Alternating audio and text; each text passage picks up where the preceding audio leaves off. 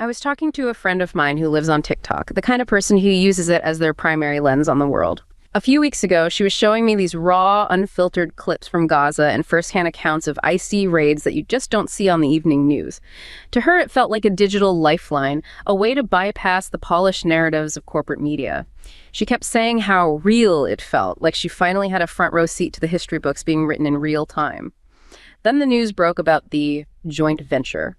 The government and the tech giants marketed it as a grand compromise, a way to save the app from a total ban by placing it under the wing of American investors like Oracle's Larry Ellison. My friend was initially relieved. She thought the platform she loved had been protected. She expected things to carry on as usual, just with a different logo on the server racks. But then the atmosphere changed. It wasn't a sudden blackout, but a quiet, clinical erasure. She noticed the pro-Palestine videos, which research showed used to outnumber pro-Israel content 17-1, were suddenly losing their reach. Documentations of police abuse and investigations into Epstein-linked elites material that had circulated freely for months started vanishing or triggering community guideline strikes. When I met up with her yesterday, she wasn't scrolling. She showed me her phone screen, pointing to a blank space where the bright musical note icon used to sit. "It's not the same app anymore," she said. "They didn't save it, they occupied it." She's part of a massive, quiet exodus. In the days following the takeover, TikTok uninstalls in the US didn't just tick upward, they exploded by 150%. While the official story was one of national security, the data suggests the public is sensing something else, a shift toward narrative security. It forces us to ask, was this deal ever about protecting our data, or was it about making sure the most inconvenient truths simply disappear from our feeds? That phrase you just used, narrative security, I think that is the key to this whole entire discussion. It's a chilling rebrand of what we used to just call censorship, but it's more sophisticated than that. It feels like we're seeing a totally new vocabulary being invented for control. But before we get into the philosophy of it all, I want to stick with those hard numbers from the opening. Because 150% is not a small number. It's staggering. It is a revolt. Right. It's a user revolt. Usually when a company gets acquired or, goes through a merger, you might see a little dip in user engagement. Maybe people don't like the new logo or something silly. But 150% spike in uninstalls, that suggests something visceral. People are repulsed. Absolutely.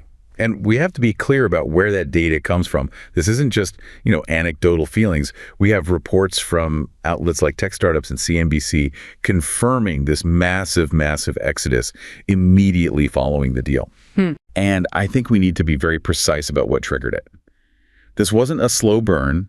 It wasn't a gradual loss of interest over 6 months. It was a sharp, immediate reaction to the specific announcement of the TikTok USDS Joint Venture LLC. Okay. TikTok USDS Joint Venture LLC.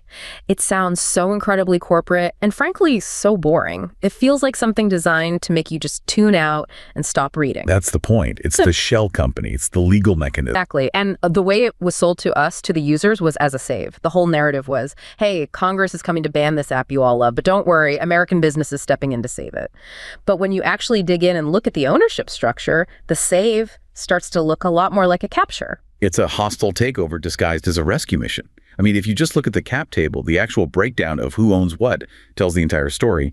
You have 80.1% of this new entity owned by U.S. investors. That is the controlling stake, period. And who are these investors? We should probably name them.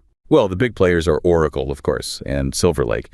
And then you have MGX, which is an interesting piece of the puzzle because they're based in Abu Dhabi. But in this context, they are fully 100% aligned with the U.S. investment bloc. So that 80.1% is essentially the West, for all intents and purposes. Correct. And that leaves ByteDance, the original Chinese parent company, with what? A 19.9% minority stake. 19.9%, that just doesn't feel like an accident. In business, you usually see these nice round numbers, 20%, 25%. Why 19.9? It's so specific. It is mathematically engineered. It is absolutely not an accident. This goes right back to the specific language of the legislation that was threatening to ban the app in the first place, the Protecting Americans from Foreign Adversary Controlled Applications Act. What a mouthful of a law. But it has very, very sharp teeth. That law stipulates that if a foreign adversary, in this case that means a Chinese entity, owns 20% or more of the company, it triggers the ban. It triggers all the oversight mechanisms. So lawyers and the bankers, they essentially sat down and engineered the Chinese influence down to the absolute maximum legal decimal point they were allowed, 19.9%. So they're literally walking the line, skirting it by a tenth of a percentage point. Exactly. It's legal maneuvering. It allows them to keep the app technically alive, but it effectively transfers sovereignty. And sovereignty is the right word here. They transferred the sovereignty of the entire platform to this US-led consortium. So on paper, this looks like a business deal. You know, Larry Ellison and his friends bought a company. But in practice, what you're saying is this was about seizing control of the algorithm. It's about seizing the lens. The lens through which, 200 million Americans see the world? When your friend said, they didn't save it, they occupied it. She wasn't being poetic, she was being technically accurate. Because this new structure places the entire app under the oversight of a board where the majority are U.S. citizens with national security clearances. We are definitely going to get into that board later because that is a whole other rabbit hole we need to go down. But I want to go back to the user experience for a minute because my friend mentioned this quiet erasure. But before the erasure was quiet, there was that period right after the deal was announced where the app just broke. The glitch. Yeah. Everyone remember the glitch? I remember trying to log in, constant login failures. Videos wouldn't upload for hours. My feed was showing me stuff from like 3 weeks ago. It felt like the app had a stroke. The official line from TikTok, or I should say the new TikTok USDS management, was that this was a data center power outage. Which feels very convenient, doesn't it? Extremely convenient timing.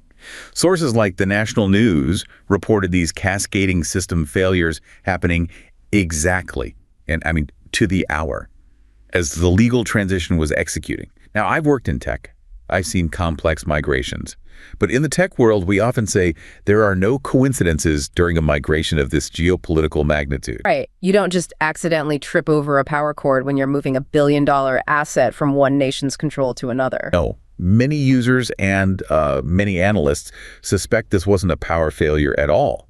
This coincided precisely with the implementation of new back-end changes and critically new algorithmic controls. So the glitch might have actually been the new landlord changing all the locks, maybe knocking down a few walls in the process. Or perhaps, to be a bit more graphic, lobotomizing the old brain to install the new one. You have to remember the recommendation algorithm, the For You page, the thing that makes TikTok so addictive is incredibly complex. If you suddenly impose a whole new set of rules, new filters, new do not show lists, the system is going to stutter. It's going to break for a bit. And that stutter segued almost immediately into active suppression. This brings us to the content suppression my friend was noticing. And again, this isn't just a feeling she had. We have research from Northeastern University. This is hard data. Right. And it's important to look at the baseline. Before this deal went through, that Northeastern study found that pro-Palestine content outnumbered pro-Israel content on the platform by a ratio of roughly 17-1. Which, I mean, that kind of makes sense, right? If you look at the demographics of the app, it's Gen Z, it's millennials, it's a global user base, it skews generally more progressive. It was a reflection of the organic sentiment of that specific user base. That was the free market of ideas on the platform, whether you agreed with the ideas or not.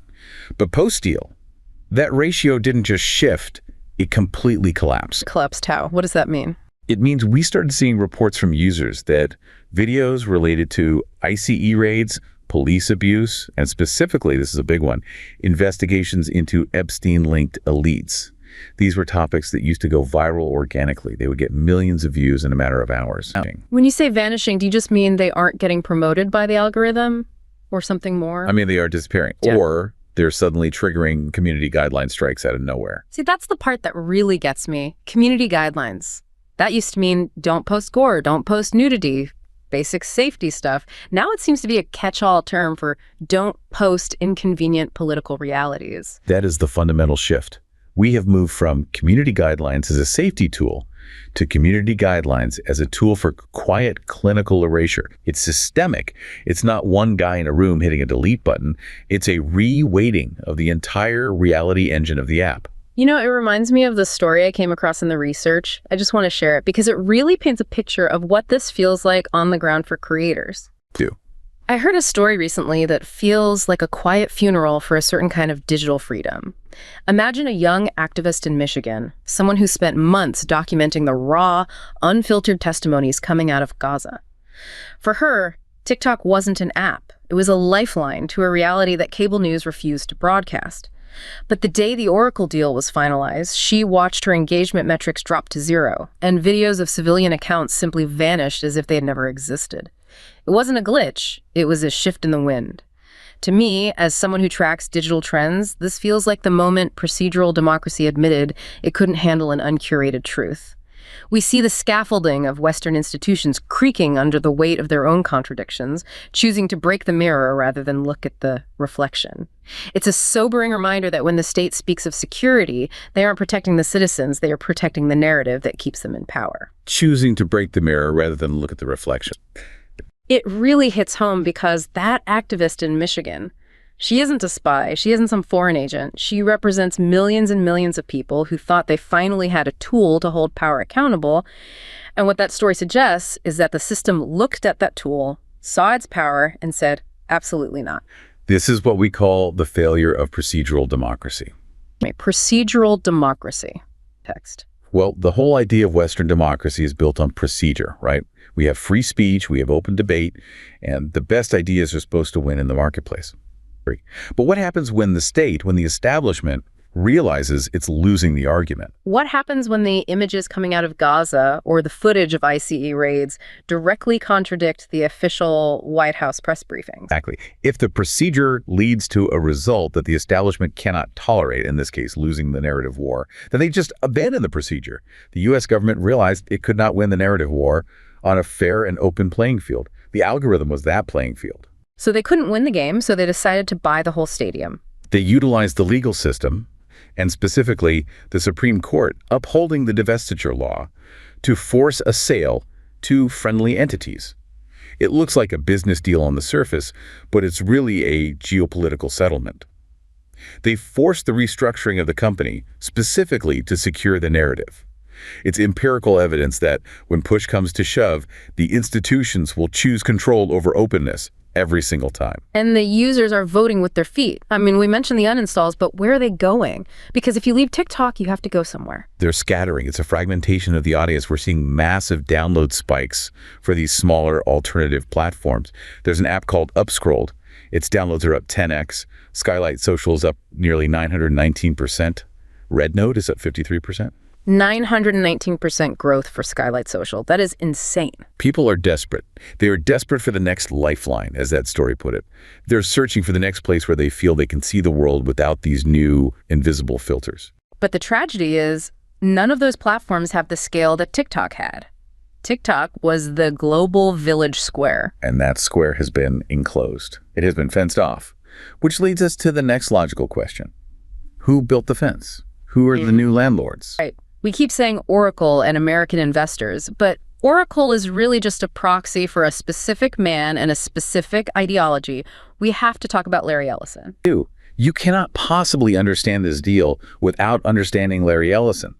He is not just a tech billionaire in the same way that, say, Bill Gates is. Some Trump advisors have reportedly referred to him as the shadow president. That's a heavy title. And his background isn't in social media or consumer tech, it's in national security. He started out creating databases for the CIA. Wait, I want to double click on that. Oracle, the company that now effectively owns the social media feed of American youth, started as a CIA project. The original project code name was Oracle. It was a relational database project for the Central Intelligence Agency. That is the DNA of the company. It is a defense contractor that masquerades as an enterprise software company. So we shouldn't be surprised at all that he's the one involved in a national security takeover of an app. And his political alignment is very, very specific. He's a massive donor to the Republican Party, but more relevant to the content suppression we're seeing around Gaza, he is a staunch vocal supporter of Israel. Can you put a number on that for me? In 2017, he made what was at the time the largest single donation in history to the Friends of the IDF, the Israeli Defense Forces. It was $16.6 million. $16.6 million to the Friends of the Israel Defense Forces. Yes. So when users see their pro-Palestine content suddenly vanishing, and they do a quick search to find out who owns the servers now, and they see it's the guy who gave over $16 million to the IDF. It's not a conspiracy theory at that point. It's just reading the receipt. It's just connecting the dots. It's looking at the cap table. And it's not just Larry. Safra Katz, the CEO of Oracle, has reportedly stated that employees who aren't loyal to both the U.S. and Israel have no place at Oracle. That is an incredibly explicit statement, loyal to both. That implies a dual allegiance is a requirement for employment there. It certainly suggests a very strong ideological litmus test. And now consider the structure of this new TikTok USDS entity. We mentioned the board earlier. They've established what they call the Project Texas board. Project Texas. It sounds like a spin-off of the Manhattan Project or something. It's designed to sound secure and impenetrable.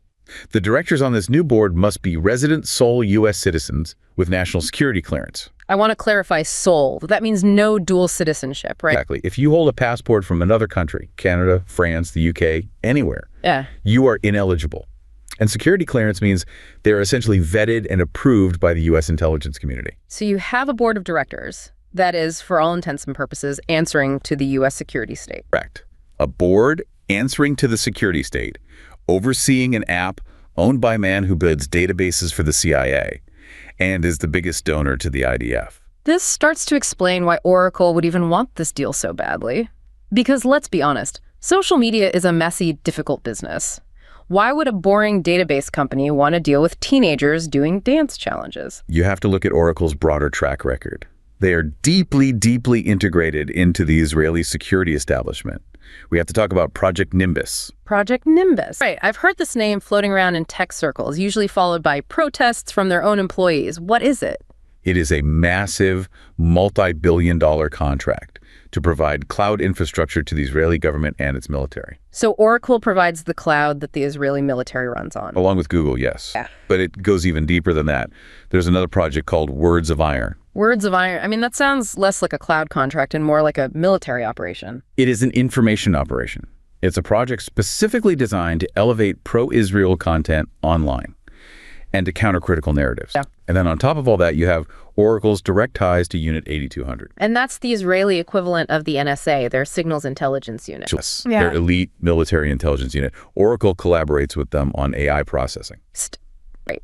If you are a Palestinian activist, or even just a kid in Ohio who cares about human rights, and you upload a video documenting the conflict, your data, your video, is now sitting on Oracle servers owned by a company that is actively building the digital infrastructure for the very military operation you are protesting. That is the new reality. Placing TikTok's data on Oracle servers under Project Texas isn't just about storage. It's not just a hard drive in a warehouse in Virginia. It's about custody. It's about handing the keys to the kingdom to a company with a stated, funded, ideological stance on the very conflicts that users are trying to document. It makes me think of this other story I found. It's from the perspective of someone on the inside, someone who saw this transition happening. Okay. There's a story circulating about a software engineer who worked near the periphery of the Oracle TikTok integration, someone who understood exactly what it meant for Larry Ellison to hold the keys. Ellison, a man whose career is a tapestry of national security contracts and deep ties to Israeli defense interests, isn't just a businessman. He's a sovereign actor in the global information war. I saw a post describing the silent migration of data, how the vibrant, chaotic energy of TikTok is being steered into a secure domestic orbit. It's as if the digital Wild West is being fenced in by the very same entities that manage the machinery of war. To me, this isn't just a corporate merger, it's an act of enclosure. It confirms that in the current geopolitical climate, there is no such thing as a neutral platform. Every piece of tech is eventually conscripted into the service of the state.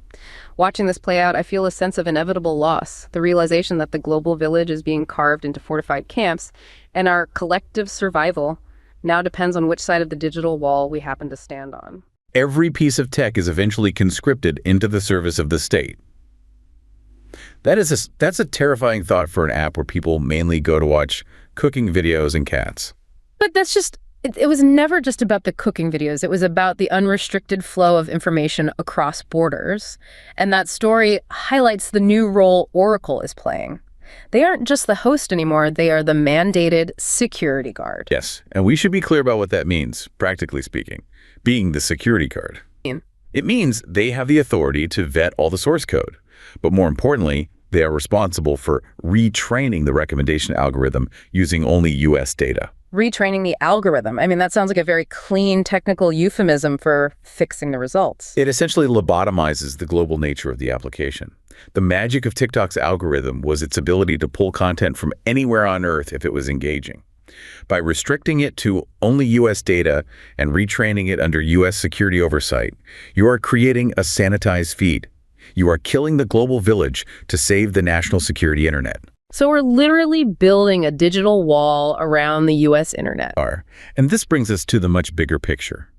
Because TikTok is just one battle in a much, much larger war. We need to talk about the economic war that's happening behind all the headlines. Right. Because while we're all looking at our phones, there's actual hardware ships and chips and cranes that this war is really being fought over. Exactly. This isn't just about data localization anymore, which was the old idea that you just had to keep data stored in the country it came from. We are moving to what you could call data localization squared. Okay, let's unpack data localization squared. It means it's no longer enough for the data to be stored on a server in Texas. The company owning that server must be immune to foreign jurisdiction. The U.S. doesn't want Chinese law to have any possible way of touching that data. But, and this is the key, China is doing the exact same thing in reverse. This is the Delete America campaign I've been reading about. Also known as Document 79. It's a directive straight from Beijing, mandating that state-owned enterprises, we're talking finance, energy, all the critical sectors, they must replace foreign software by 2027. So they are actively kicking out Microsoft and Oracle. Yes. They want to remove what they see as the back doors that U.S. tech giants provide to the NSA and the CIA. It's a perfect mirror image of the U.S. trying to kick out Huawei and TikTok. We call it rip and replace here. Right. We're ripping out Huawei and ZTE telecom equipment from cell towers in rural America. We are banning DJI drones, even though the Department of the Interior and American farmers are screaming that there are no U.S. alternatives that are as good or as cheap. I read that the U.S.-made drones are often twice the price and half as capable. Which is just a massive economic inefficiency being forced on our own industries. But the most absurd example and the most telling one is the cranes. The port cranes. I saw the story. Unbelievable. ZPMC cranes? They are the giant cranes that load and unload container ships at almost every single major U.S. port. The U.S. government has now decided that these are a Trojan horse, because they might have sensors on them that could send data back to China about what's being shipped. So we were spending billions of taxpayer dollars to replace them. And this leads perfectly into the second story from our research. This one really just highlights the complete absurdity of where we're putting our focus and our money. I was reading a thread online about a frustrated port worker in Long Beach who noticed a bizarre irony. While Washington politicians were spending billions in political capital and endless legislative hours obsessing over TikTok's source code and forcing a sale to Oracle, the physical infrastructure of the port, the actual cranes and berths that move the nation's wealth, was aging and inefficient. Try to imagine the absurdity. A government that claims to be in a great power competition, but prioritizes controlling a dance app's algorithm over the physical output of its own industry. To me, this is the ultimate evidence of a decadent empire syndrome. We are witnessing a shift where the ruling class values the manipulation of symbols and data more than the production of steel and the movement of cargo. It's a validation of the physical output is real power thesis. While we win the war of deplatforming teenagers, we are losing the war of actual material capacity. It makes me wonder if we've forgotten how to build the world we are so desperate to censor. We've forgotten how to build the world we are so desperate to censor. Wow. Hard. It feels like we are obsessed with the shadows on the cave wall, the videos, the narratives, the symbols, while the actual wall is crumbling around us. This is a classic economic concept, really. It's the difference between financialization and physical output. Now, the source material references things like Cobb-Douglas production functions. But to put it simply, China is focusing on surplus fuel accumulation. They are building factories, infrastructure, high-speed rail, ships. They're deepening their capital stock. And what are we doing? We're focusing on narrative control and rent-seeking. We're buying apps, we're banning competitors, and we're spending billions to replace perfectly good cranes just because we're paranoid about them. Right. China builds the crane that moves the world's goods. We buy the crane, get scared of the crane, and then spend billions of our own money to replace that crane with a worse, more expensive crane. All while our own manufacturing base continues to decline. That is the literal definition of a decadent empire syndrome. The U.S. government is prioritizing the control of symbols over the production of reality. And this obsession with creating a national security internet isn't cheap. It is incredibly expensive. It reduces competition, which raises prices for everyone, and it invites direct retaliation. When rumors started circulating that China might ban iPhones for government officials, a clear retaliation for U.S. bans, Apple lost $200 billion in market value in a couple of days. $200 billion. That's more than the entire GDP of many countries. And that's the cost of this new tech Cold War. But there is another cost, a more hidden one, that investors in the new TikTok are now realizing. We could call it the geopolitical premium. Because everyone on Wall Street thought, okay, the deal is done, TikTok is saved, the money will just keep flowing. The value of TikTok is now permanently discounted. It's no longer a pure growth stock. It's what you'd call a managed tension stock. Managed tension. Well, think about the dual control problem. The U.S. entity, this TikTok USDS, handles the day-to-day operations.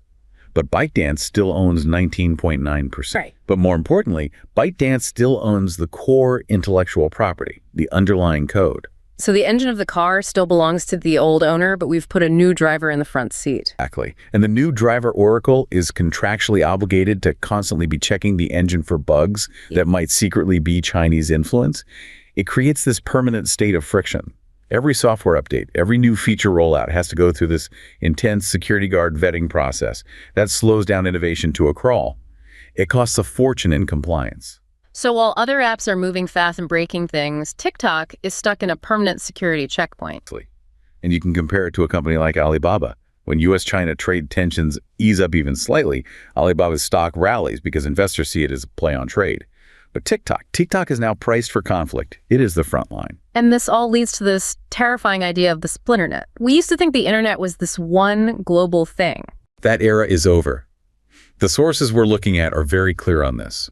We are seeing digital Berlin walls going up all over the world. And what happens to the companies that try to stay neutral in all this? The so-called digital Switzerlands. The concept of a digital Switzerland is failing. It's becoming impossible. You cannot stay neutral anymore. You are being forced to pick a side.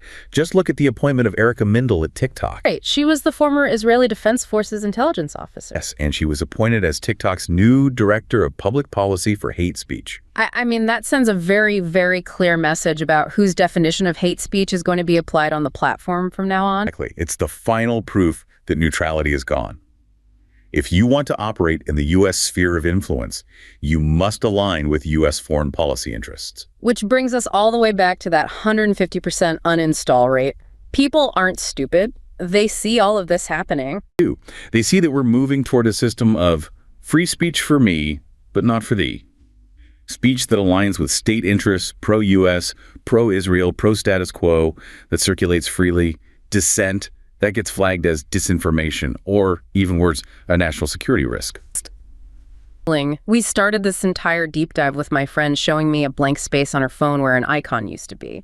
And we've traveled from there to Larry Ellison's boardroom, to the port cranes in Long Beach, all the way to the boardrooms of the military-industrial complex. And the connecting thread through all of it is control.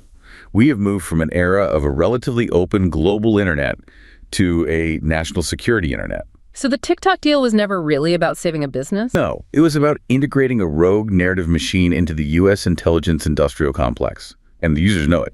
That 150% spike in uninstalls, that is the sound of the public realizing the app didn't just change owners, it changed masters. It really makes you rethink every single thing you scroll past, or maybe more importantly, what you don't scroll past, doesn't it? It should, because the central question is no longer whether platforms will moderate content, but who will control the algorithm, and in whose interest.